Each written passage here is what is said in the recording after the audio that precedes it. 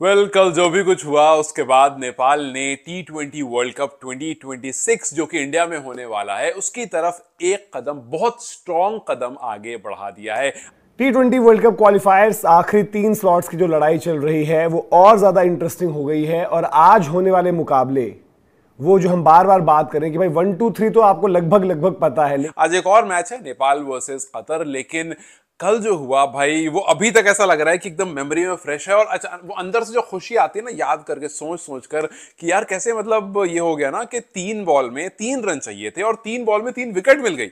मतलब यूएई जो है वो एकदम जीत के करीब पहुंच चुका था। जैसे मैंने कल भी कहा था कि उन्होंने प्लानिंग भी कर ली होगी मन में कि कहां पार्टी करनी है, क्या करना है। क्योंकि भले ही समोआ के पास वो इनएक्सपीरियंस, ठीक है, रॉस टेलर की बहुत बात हुई, लेकिन परफॉर्मेंस में वो रिफ्लेक्ट नहीं कर रहा है। रॉस टेलर को कल वाली गेम जो है समोआ को जितवानी चाहिए थी अगेंस्ट जापान, जब लास्ट 2 ओवर्स में सिर्फ 16 रन चाहिए थे।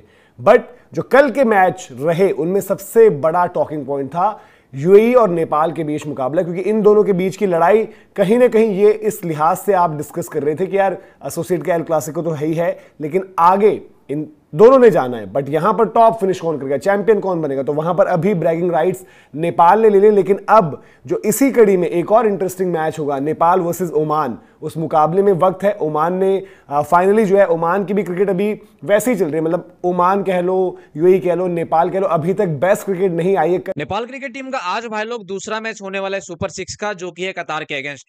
मतलब कल वाला मैच नेपाल क्रिकेट टीम जो है वो यूएई के अगेंस्ट जीत गई सुपर 6 में। पॉइंट्स टेबल में जो है नेपाल सेकंड नंबर पे है 4 पॉइंट लेके। एंड आज वाला मैच नेपाल के लिए इंपॉर्टेंट इसलिए है क्योंकि आज अगर नेपाल जीत जाती है तो फिर आप यहाँ पे समझ लो 90% नेपाल जो है वर्ल्ड कप यहाँ पे क्वालिफाई कर चुकी है। एंड कतार के अगेंस्ट है तो मेरे हिसाब से नेपाल को ही जीतना चाहिए। लेकिन आज के मैचेस को लेके अगर मैं आपको बताऊं तो यार प्लेइंग 11 में जो है ना, मैं कहूंगा कहीं ना कहीं यहाँ पे चेंजेस वगैरह देखने को मिल सकता है। और मैं इसलिए कह रहा हूं क्योंकि आप देखो लास्ट मैच में भी वही प्लेइंग 11 खेला था जिसने यहाँ पे ग्रुप स्टेजेस में खेला था। एंड उन प्लेइंग 11 में कुछ कुछ प्लेयर जो है उनकी तरफ से रन्स नहीं आए थे। कल नेपाल और यूएई दोनों का ही लेवल वो उस तरीके का नहीं रहा, और लास्ट में आपने देखा भी कि रनआउट की कंफ्यूजन, जिस तरीके से रनआउट्स हुए, तो वहां पर रिजल्ट डिसाइड हुए। दैट मींस पैनिक पर, स्किल पर अभी भी दोनों टीम्स का आना बाकी है। अब क्या है, आगे किसी स्टेज पर जब मिलेंगे तो वहां पर कुछ चीजें होती हैं, वो तो खैर तब देखेंगे ही। ये राइवलरी चलती रहेगी नेपाल और यूएई। लेकिन अब जब हम बात करें कि नेपाल और ओमान का मुकाबला होगा, ओमान एक तरीके से होस्ट भी है और ओमान आज एक्शन में भी होगा। तो आज पहले दोनों मैचेस अलग अलग हैं, अभी नेपाल ओमान का मुकाबला जो है अभी आना बाकी है। लेकिन आज ओमान जो है यूएई के सामने होगा, तो बड़ा इंटरेस्टिंग मैच है। यूएई को जो है कल नेपाल ने हरा दिया है, आज ओमान के सामने यूएई है। यूएई ने भी अपनी उस तरीके से क्रिकेट नहीं खेली, बट ओमान के लिए पिछले मैच में पॉजिटिव ये था कि कप्तान जतिंदर पाजी वो जो है रंग में आ गए थे। विनायक शुक्ला ने बड़ा अच्छा किया लगातार, और वहां पर आकर के दीपेंद्र सिंह आयरी ने पूरी कहानी बदल दी। सो एक बार फिर से यार, hats off to this guy. लेकिन जैसा विराट कोहली ने काफी बार कहा है कि भैया जो भी हो, जैसा ही मैच हो, बहुत अच्छा मैच होता है, उसके बाद जब हम सोने जाते हैं और अगली सुबह जब उठते हैं तो फिर लगता है वो पास्ट हो गया, अब अगले मैच के लिए तैयार होना है। उसी तरह से जो भी कुछ कल हुआ वो अब पास्ट हो गया। वो 2 पॉइंट आपको टेबल पर देकर चला गया। अब आज आप मिलोगे कतर से। हाँ, एक चीज जरूर है कि यार ब्रेक नहीं है, और ये चीज ना मुझे नहीं अच्छी लगती है। आप कोई भी टीम खेल रहे हो, कोई भी टूर्नामेंट खेल रहा हो, irrespective of teams and tournament, ये जो कंसेक्यूटिव मैचेस हो जाते हैं ना कि आज मैच हुआ और फिर अगले दिन फिर मैच हो गया, ये नहीं होना चाहिए। मतलब यार, प्लेयर्स नीड टू ब्रीथ, थोड़ा सा उनको स्पेस मिलना चाहिए। और इतना बड़ा टूर्नामेंट है, T20 वर्ल्ड कप क्वालिफायर चल रहा है, और वहां पर आप कोई भी टीम को बैक टू बैक मैचेस दो, I just don't think it's fair. और आगे फ्यूचर में आई होप कि ऐसा ना हो। थोड़ा सा जो आपको देखना पड़ेगा, अभी भी आप यूएई को इस मुकाबले में ऊपर रखोगे, भले ही ओमान घर पर खेल रही है, तो बड़ा इंटरेस्टिंग रहेगा ये मैच। और अगर कहीं ओमान ये मैच हार गई तो नेपाल से जो है उनका मुकाबला टाइट रहेगा, और फिर एक मुकाबला जो बहुत इंटरेस्टिंग हो जाएगा वो जाएगा ओमान के साथ साथ जो हम बात करेंगे कि जब ओमान और जापान की टक्कर आगे होगी, क्योंकि जापान ने भी इंप्रेस किया है, अभी तक जो क्रिकेट खेली है इंप्रेस किया है, प्रेशर को भी कल जो है बढ़िया हैंडल किया। लेकिन अब आ जाते हैं नेपाल पर, जहां पर नेपाल क्रिकेट फैंस के मन में सवाल अपने कप्तान को लेकर है कि भाई उनकी परफॉर्मेंस कब आएगी, और दूसरी चीज, जो दूसरा सवाल है वो है कुशल मल्ला को कब तक बैक किया जाएगा। क्या आलम की वहां पर जगह नहीं बनती। कल फिर कुशल मल्ला को मौका मिला लेकिन उन्होंने निराश किया। दीपेंद्र टाइगर के ऊपर कुछ नेपाल के फैंस सवाल उठा रहे थे, लेकिन उन्होंने अपनी यूटिलिटी बताई। गेंद और बल्ले से तो है, ये फील्ड में अलग है यार, डायरेक्ट हिट पर डायरेक्ट हिट, उनकी सेलिब्रेशन पर सेलिब्रेशन, बट दीपेंद्र की भी जो है विद द बैट वो परफॉर्मेंस नहीं आ रही। मतलब भले ही नेपाल ने कल मैचेस जीता हो, लेकिन नेपाल ने वो मैच भाई बॉलिंग के दम पे जीता था। और ये बात मैंने आपको कल भी बताया था कि नेपाल जो है वो अपनी बॉलिंग के दम पे जो है यहाँ पे कम रन को भी जो है डिफेंड कर पा रहे। लेकिन ये चीजें आपको हमेशा काम में नहीं आएगी। कभी कभी आपका दिन अगर नहीं होगा, कभी कभी आपके बॉलर्स के दिन नहीं होंगे, तो हो सकता है मे बी जो है आपके हाथ से वो मैच फिसल के चला जाए, क्योंकि कल ऐसा ही लग रहा था यूएई के अगेंस्ट कि हमारे मैच से जो है वो हाथ फिसल के जा रहा है, वो मैच फिसल के जा रहा है। एंड इस सब का सारा जिम्मेवारी जो है भाई बैटिंग लाइनअप के ऊपर जो है आ रही थी। खैर, सबसे पहले भाई लोग यहाँ पे टाइमिंग में आपको बता दूं किस टाइमिंग में मैच होने वाला है। ठीक है, तो टाइमिंग देखो ये रात का रहने वाला है, जैसे आपने ग्रुप स्टेजेस में देखा होगा। जो नेपाल ने रात को मैच खेले थे, ये कुवैत के अगेंस्ट शायद हमने खेला था, वैसे ही जो यहाँ पे मैच यहाँ पे रात को होने वाला है। एंड रात वाले मैच में ना थोड़ा पहले बैटिंग करने वाली टीम को जो है यहाँ पे थोड़ा सा डिसएडवांटेज होता है। जो नेपाल फैंस उनसे यूज्ड टू हैं और जो उनसे एक्सपेक्टेड है अभी, बट ज्यादा बड़ा कंसर्न है रोहित पौडेल। आई थिंक जो उनका गेम है वहां पर बहुत ज्यादा इंपैक्ट और स्ट्राइक रेट आप एक्सपेक्ट नहीं करते हो, लेकिन स्टिल प्रॉब्लम क्या हो रही है कि उनके रन्स जो है ना उस पेस पर आ रहे हैं और ना ही रन्स आ रहे हैं, बल्कि वो टीम को फंसा और जा रहे हैं। कप्तान तो कंटिन्यू करेंगे, लेकिन कुशल मल्ला पर अगर फैसला लेना है तो वक्त रहते ले लीजिए। फिर किसी मैच में आगे अगर कॉस्ट करेगा तो देन ठीक है, बैक किया जा रहा है, सब कुछ ठीक है, बट अगर नहीं हो रहा है तो आई थिंक देखना पड़ेगा उनको ऑप्शंस की तरफ। और आलम ने जो है वेस्ट इंडीज वाली सीरीज में जब वो आए थे टीम में, तो उन्होंने इंप्रेस भी किया था। लेकिन अभी बात कर लेते हैं कि नेपाल के जो मुकाबले अब आगे बचे हुए हैं, नेपाल जो है सुपर 4 में बड़ी अच्छी पोजीशन में, और जहां पर हम बात कर रहे हैं कि नेपाल 1 2 3 नहीं 1 देखना है, जो गुल्लू चैंपियन ने पहले ही बोल दिया था कि एक टीम तो डन है। एटलीस्ट आप एक दिन का ब्रेक तो हर टीम को हर केसेस में दो। खैर अभी आप चेंज नहीं कर सकते उस बारे में, लेकिन बाद मेंशन जरूर कर सकते, इसलिए मैंने मेंशन जरूर कर दिया। बट आज नेपाल खेलेगी कतर से। कतर जो है इस टाइम पर वो टेबल के बिल्कुल बॉटम में, नेपाल जो है वो टॉप ऑफ द टेबल है। टॉप से मतलब है कि यस वो सेकंड पर जरूर है, and that is only because of its NRR. Top पर ओमान है, दोनों ने 2-2 मैचेस खेले हैं, दोनों ने 2-2 मैचेस जीते हैं। ओमान और नेपाल की बात करूं, आज जो मैच है वो कतर से है। कतर इस टाइम पर बॉटम ऑफ द टेबल है। 2 मैच कतर ने खेला है, दोनों मैच कतर हारा है।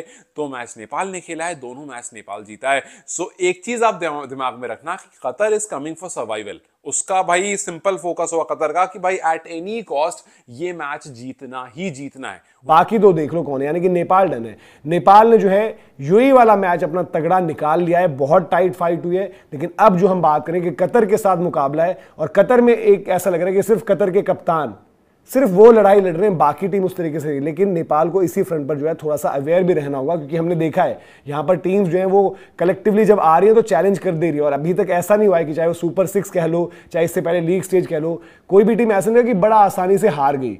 पपुआ न्यू गिनी को अगर आप हटा दें, बाकी सारी टीम्स ने कहीं ना कहीं फाइट दी है। नेपाल को यह भी याद रखना होगा कि कुवैत के अगेंस्ट उनका मुकाबला टाइट हो जाता, जापान के अगेंस्ट उनका मुकाबला टाइट हो जाता, लेकिन उनका इनएक्सपीरियंस वहां पर जो है थोड़ा सा जो है भारी पड़ गया उन पर। अब लेकिन नेपाल के लिए जो है वो ये चीजें अप्लाई नहीं होती है, क्योंकि नेपाल क्रिकेट टीम ने पहली बैटिंग करते हुए भी जो है यहाँ पे मैचेस जीते हैं, सेकंड बैटिंग करते हुए मैचेस जीते हैं। तो नेपाल में कहूंगा इस पूरे टूर्नामेंट में इकलौती ऐसी टीम है जिसने पहले बैटिंग करते हुए जो है वो जीता है, एंड सेकंड बैटिंग करते हुए जीता है। पहले बैटिंग करके जो हम लोग यहाँ पे रन डिफेंड कर लेते हैं, सेकंड बैटिंग करके जो हम लोग यहाँ पे टारगेट चेस कर लेते हैं।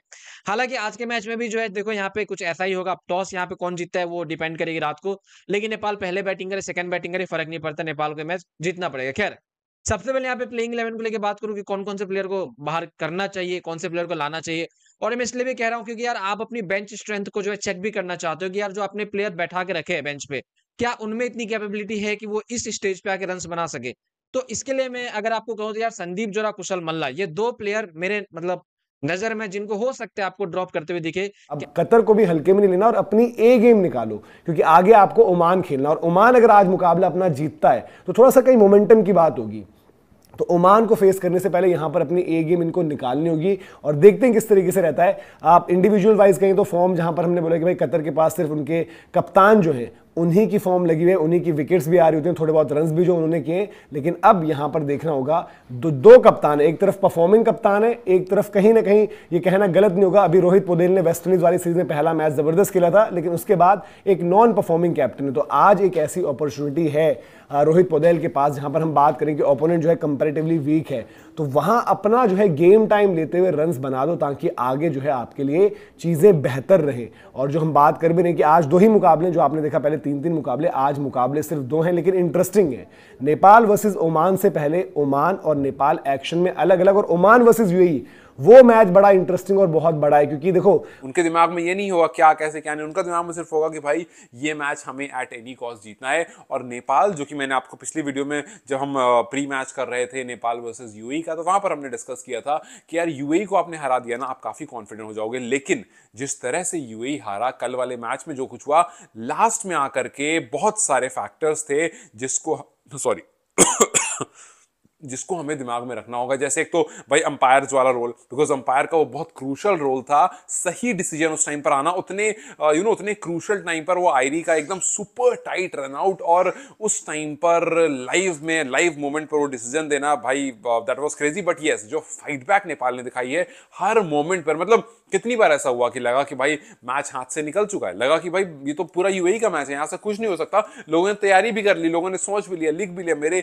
पोस्ट पर जो फेसबुक मैंने पोस्ट किया उस पर बहुत लोगों ने लिख दिया कि भाई नहीं जीतने वाले मैच। 1-2-3 की लड़ाई में अब नेपाल ने यूएई को हरा दिया। एज ऑफ नाउ नेपाल को ओमान के अगेंस्ट भी फेवरेट बोलोगे, बट अगर ओमान यूएई को हरा देती है तो पिछला मैच जो है ओमान के लिए बढ़िया रिजल्ट आया, और यहां पर भी अगर उन्होंने वो रिजल्ट प्रोड्यूस कर दिया तो कहीं ना कहीं फिर आप ये बात करोगे कि भाई नेपाल वर्सेस ओमान जो मैच है वो वहां पर पहुंच गया जहां पर एक तरीके से आप कहीं ना कहीं नेपाल यूएई को देख रहे हो। तो ये पूरा एक्शन है, दिन भर आपको कवरेज भी मिलेगी। बाकी आप बताइए कि आपको क्या लग रहा है, नेपाल की क्रिकेट से जो नेपाल फैंस है अभी तक कितने सेटिस्फाइड हैं, या फिर उनको लगता है मैच, और एक बार नहीं 2-3 बार ऐसा हुआ जब लगा मैच हाथ से दूर चला गया, बट नेपाल ने फाइट बैक किया और इवेंचुअली मैच जो है वो उनके हाथ में आ गया। सो यस, इनक्रेडिबल स्टफ था आयरी का और एंटायर टीम का, बहुत जबरदस्त एफर्ट था जिस वजह से आप एक रन से इस मैच को जीत गए हो। लेकिन यहां पर बॉलर आकर कब तक इज्जत बचाएंगे, कब तक बॉलर आकर रोहित साहब आपको, आपकी टीम को, अपनी टीम को सेव करते रहेंगे?